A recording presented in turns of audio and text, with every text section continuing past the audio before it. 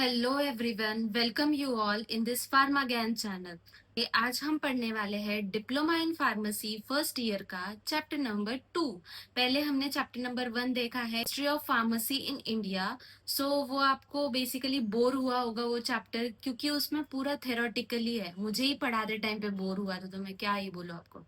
But ये chapter bore नहीं होगा, यहाँ से आगे आपको हर चैप्टर में बहुत इंटरेस्ट आने वाला है, क्योंकि असली फार्मा यहाँ से स्टार्ट हो जाएगा। ठीक है, तो आज हम पढ़ने वाले हैं चैप्टर नंबर 2, जिसका नाम है पैकेजिंग मटेरियल। ओके, सो पैकेजिंग मटेरियल क्या होता है, पैकेजिंग मटेरियल्स क्यों पढ़ना चाहिए हमें, ये सब चीजें देखेंगे हम इस चैप्टर में।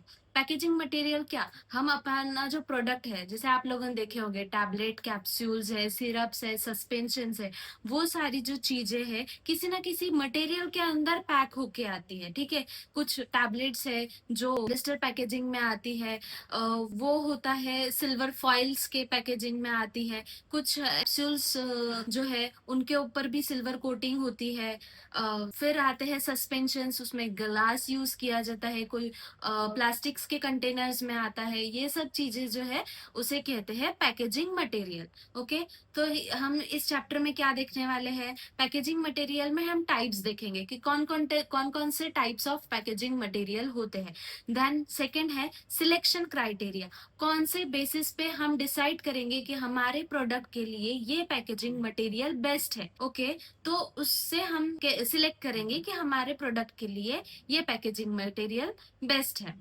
Then advantages and disadvantages of glass and packaging material. देखिए, basically packaging material different different types के होते हैं, बट आपके सिलेबस में सिर्फ आपको glass as a packaging material, plastic as a packaging material and metal rubber as a plastic material, ये देखना है। ओके, और उनके एडवांटेजेस एंड डिसएडवांटेजेस, इस चैप्टर पे वेटेज अच्छा खासा है, तो इस पे से क्वेश्चंस भी अच्छे खासे निकलते हैं। Glass as a packaging material के बारे में बहुत क्वेश्चंस पूछा जाता है। ओके, देखेंगे next slide. So next slide है, अब पढ़ेंगे what is packaging material. Pharmaceutical packaging material are the substance used to contain and protect medications during storage, distributions, and use. These materials are typically categorized into primary, secondary and tertiary. तीन type में categorize किया गया है, primary, secondary and tertiary packaging. And common materials including glass, plastic, aluminium, rubber, paper and cardboards. Okay, क्या है इसका मतलब, pharmaceutical packaging material ऐसे सब्सटेंस होते हैं use to contain and protect medication. Packaging material ऐसे प्रोडक्ट्स होते हैं जिसे हम यूज करते हैं टू कंटेन, हमारा जो मटेरियल है उसे कंटेन करने के लिए और प्रोटेक्ट करने के लिए मेडिकेशन, जो हमारे मेडिसिन है उसको प्रोटेक्ट करने के लिए। प्रोटेक्ट कैसे करेंगे, ट्रांसपोर्टेशन के टाइम पे मेडिसिन को प्रोटेक्ट करने के लिए, इन्वायरमेंट से मेडिसिन को प्रोटेक्ट करने के लिए, उसकी जो एक्सपायर वो लॉन्ग ड्यूरेशन ऑफ रहना चाहिए, इसलिए उसकी एक्सपायरी डेट मेंटेन रखने के लिए। ठीक है, 2 साल 3 साल वो चल सके, वरना पता चले पैकेजिंग मटेरियल इतना कैपेबल नहीं है कि उसको जो बाहर का इन्वायरमेंट है, उसके जो हमारा मेडिसिन है उसको बाहर के इन्वायरमेंट का जो मॉइस्चर है उससे बचा सके। ठीक है, इतना कैपेबल नहीं है तो हमारा मेडिसिन खराब हो जाएगा, और वो 2 साल चलने की जगह 10 दिन में, 15 दिन में खराब हो जाएगा। और वही मेडिसिन अगर हम पेशेंट्स को देंगे तो क्या पेशेंट्स ले पाएंगे वो मेडिसिन को? नहीं, आप लोगे वैसी मेडिसिन नहीं ले सकते ना, तो इसलिए पैकेजिंग मटेरियल बहुत इंपॉर्टेंट होता है during storage, distributions and the use. Okay, these materials are typically categorized into primary, secondary and tertiary packaging. अब primary, secondary and tertiary packaging क्या होता है? primary packaging वो होता है जो direct contact in medicine। Primary packaging वो packaging होती है जो डायरेक्टली कांटेक्ट में आती है हमारे कंपाउंड के, हमारे मेडिसिन के। ठीक है, जैसे टैबलेट्स, जैसे सिरप है, आपने बहुत लोगों ने सिरप्स पिया होगा, बहुत लोगों ने क्या, ऑलमोस्ट सब लोगों ने बचपन में सिरप पिया है। तो सिरप आपने देखा होगा, कुछ कुछ सिरप ग्लास के कंटेनर में आती है, ग्लास की बॉटल्स में आती है, कुछ कुछ प्लास्टिक के बॉटल्स में आती है, और कुछ कुछ व्हाइट कलर की बॉटल्स में आती है, कुछ कुछ ब्लैक कलर्स की बॉटल में आती है। तो हाँ, और उसके अंदर सिरप होता है। तो वो सिरप है जो हमारा मेडिसिन है, वो डायरेक्ट किसके कांटेक्ट में आ रहा है, हमारे ग्लास के, प्लास्टिक के कांटेक्ट में, उसको बोलेंगे primary packaging. Okay, then secondary packaging. अभी वही जो ग्लास या फिर प्लास्टिक की जो आपकी सिरप की बोतल है, वो एक दूसरे कार्डबोर्ड के अंदर आती है। ओके, दूसरे कार्डबोर्ड के अंदर आती है, तो उसे कहेंगे हम सेकेंडरी पैकेजिंग मटेरियल। सेकेंडरी जो प्राइमरी पैकेजिंग के कांटेक्ट में, direct contact with primary packaging.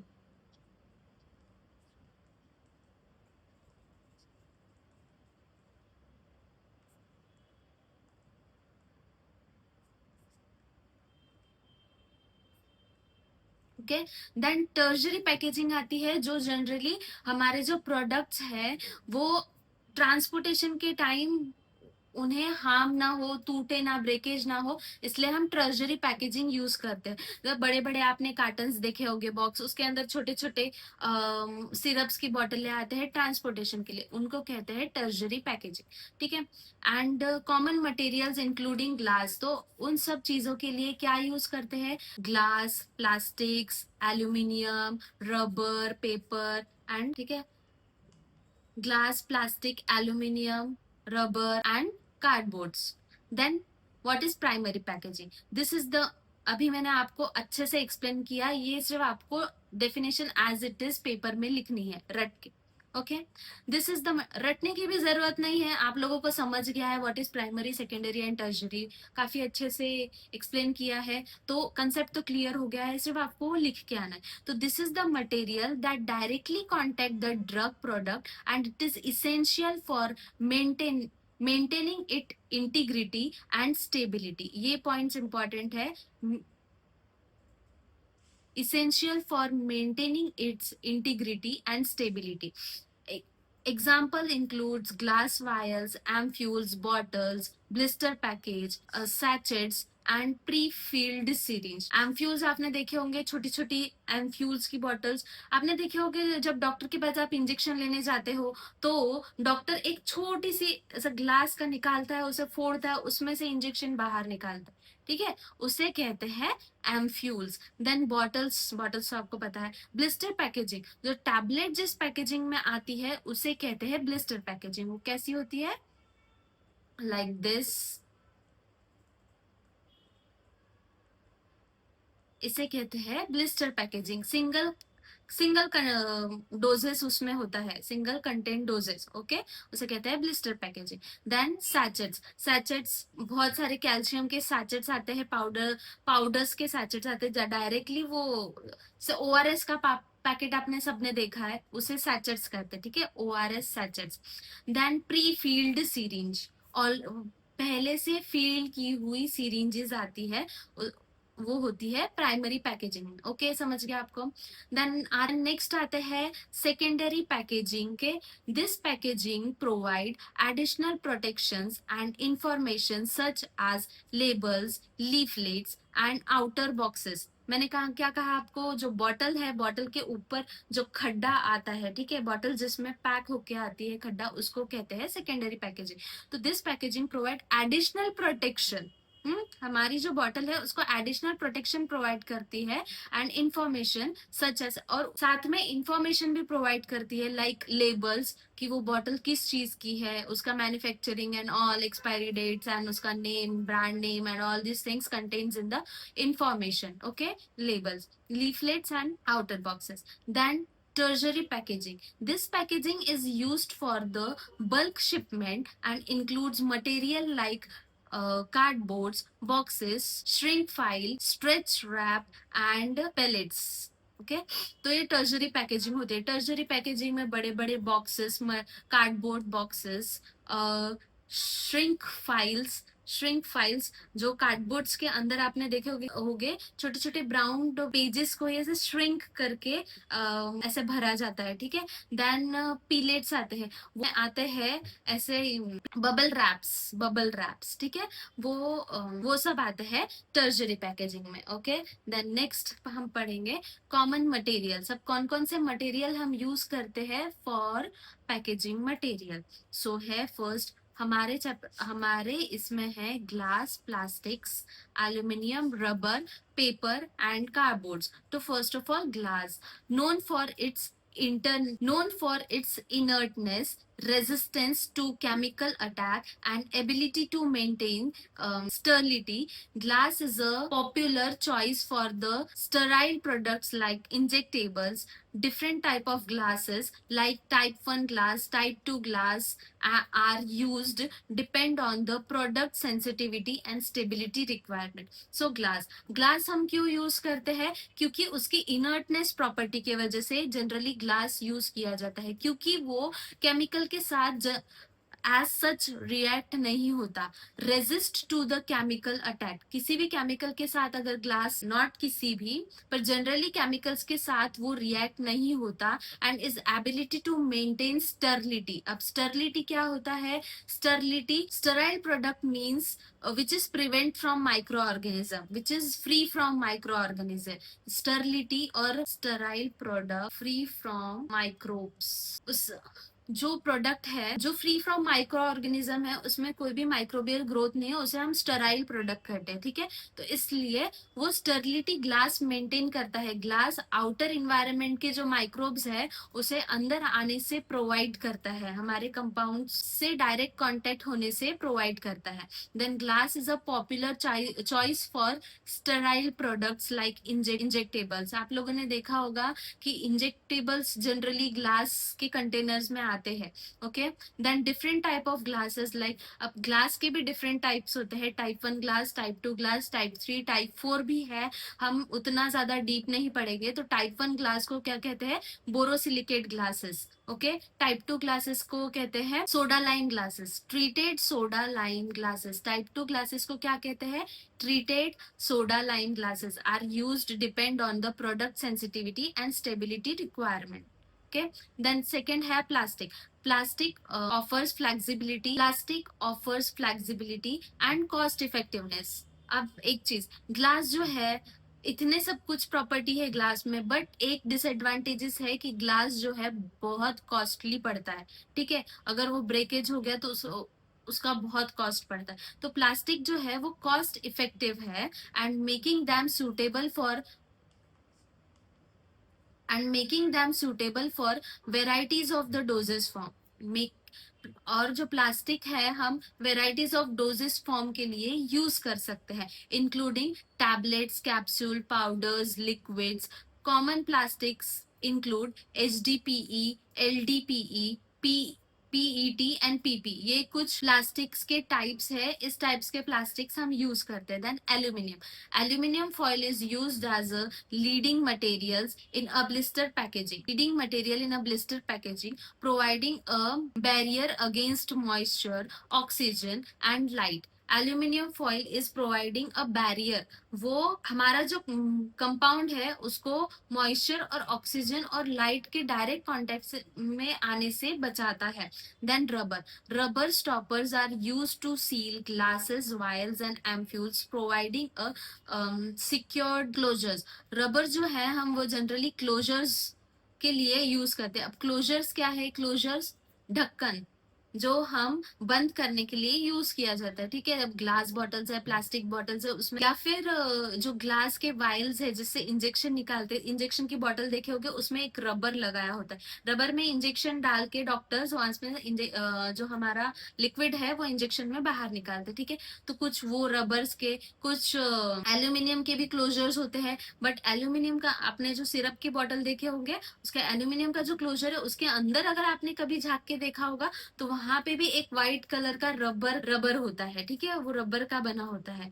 वो ये सब चीजें हैं क्लोजर्स। क्लोजर्स के लिए जनरली रबर यूज किया जाता है। Okay, then paper and cardboard, this material are used for secondary and tertiary package, providing information, protection and facilitating use. Then next हम देखेंगे pharmaceutical packaging. This is the 7 type of pharmaceutical packaging. First है bottle packaging, this is bottle packaging. Syringe packaging, इसे syringe packaging कहते हैं। This is blister packaging, जो tablets के लिए आता है।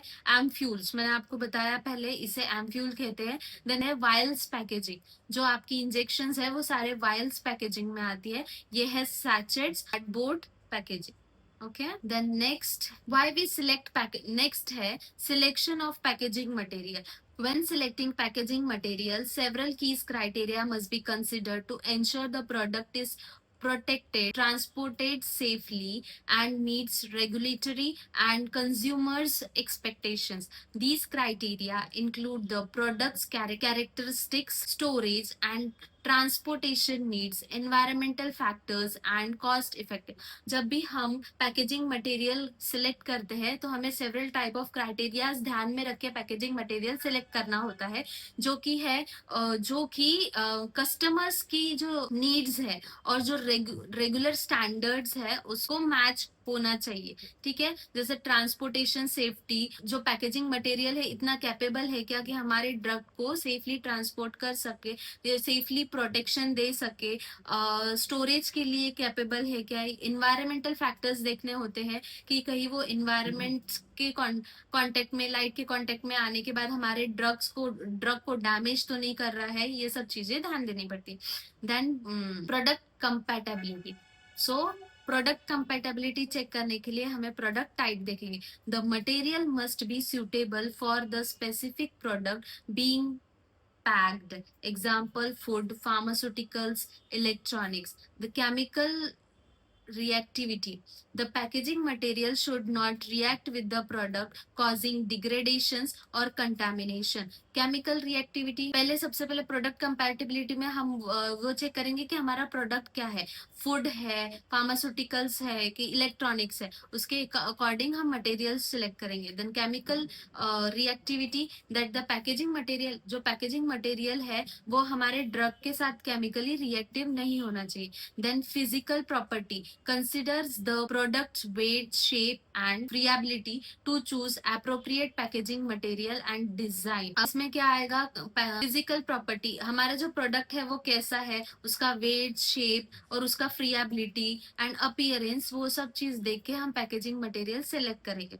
Then protection and safety barriers. Then protection and safety barrier properties. The material should protect the product from external factors like moisture, oxygen, light and containers. Okay, पहले ही आपको बताया that जो product है वो हमारे, जो पैकेजिंग मटेरियल है वो हमारे प्रोडक्ट को प्रोटेक्ट करना चाहिए from moisture, oxygen, light and contamination से।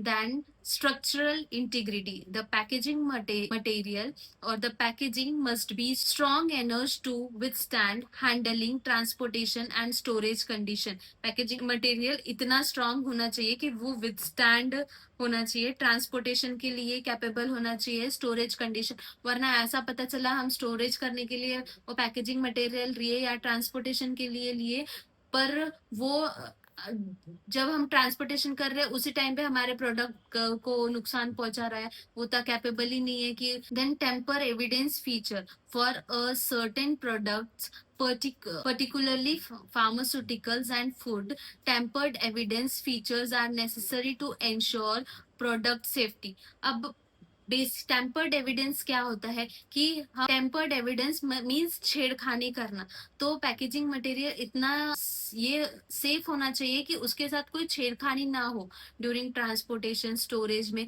कोई किसी तरीके की छेड़खानी ना कर सके, लाइक उसमें कुछ मिक्स करना, स्पेशली फार्मास्यूटिकल्स प्रोडक्ट में एंड फूड्स में वो कोई भी बाहर से आके कुछ भी मिक्स करके चला जाए, ऐसा नहीं होना है, हम टैंपर नहीं कर सकते उस, ठीक है। Storage and transportation, temperature stability, the packaging should remain stable across a range of temperatures during the storage and transportation. The packaging material इतना strong enough होना चाहिए कि वो temperature को bear कर सके, the across the range of temperature during the storage and transportation, ठीक है। अब कैसा है, ट्रांसपोर्टेशन में टेम्परेचर ऊपर नीचे हो सकता है। इंडिया से प्रोडक्ट अगर बाहर जा रहे हैं, ऑस्ट्रेलिया जा रहे हैं, या फिर आइसलैंड जा रहे हैं, या फिर गर्म जगह जा रहे हैं, ठीक है, तो उनके अकॉर्डिंग भी वो हमारे इंडिया का टेम्परेचर और उधर का टेम्परेचर में बहुत फर्क है, ठीक है। तो यहाँ भी वो विथस्टैंड होना चाहिए और वहां जाने के बाद भी वो टेम्परेचर में विथस्टैंड होना चाहिए, ऐसा हमें पैकेजिंग मटेरियल बनाना पड़ेगा या फिर देखना पड़ेगा। Then durability, material should be durable enough to withstand the shock, vibration and other stress during the handling and transition. तो बताया मैंने पहले, पैकेजिंग मटेरियल इतना इनफ होना चाहिए कि वो शॉक एब्जॉर्ब कर सके, वाइब्रेशंस को एब्जॉर्ब कर सके, और हमारे प्रोडक्ट को या फिर हमारा जो मटेरियल है, फार्मास्यूटिकल मटेरियल, हमारी जो दवाइयां है, उनको प्रोटेक्ट कर सके। Then storage condition, consider the shelf life of the product and select material that can maintain the product quality during the storage period. Then cost effectiveness, अब जो मटेरियल है, ये सब चीजें देखने के बाद क्या वो हमारे बजट में बैठ रहा है, क्या वो कॉस्ट इफेक्टिव है, ये भी चीजें देखनी पड़ती है, पैसों का मामला है after all. So the material cost, balance the cost of the packaging material with the protections it's provided, ठीक है। कौन कौन से प्रोटेक्शन वो प्रोवाइड कर रहा है, उसके अकॉर्डिंग हमें कॉस्ट को बैलेंस करना है। Then production cost, consider the cost of the manufacturing and, यहाँ पे वीडियो एंड करते हैं क्योंकि बहुत लंबा हो जाएगा। तब तक के लिए I hope you like this video, and अगर आप ऐसे ही और वीडियो देखना चाहते हैं तो प्लीज चैनल को सब्सक्राइब करें और लाइक कर दीजिए ऐसे ही और वीडियोस के लिए। तब तक के लिए स्टे ट्यून्ड और पढ़ाई करते रहिए।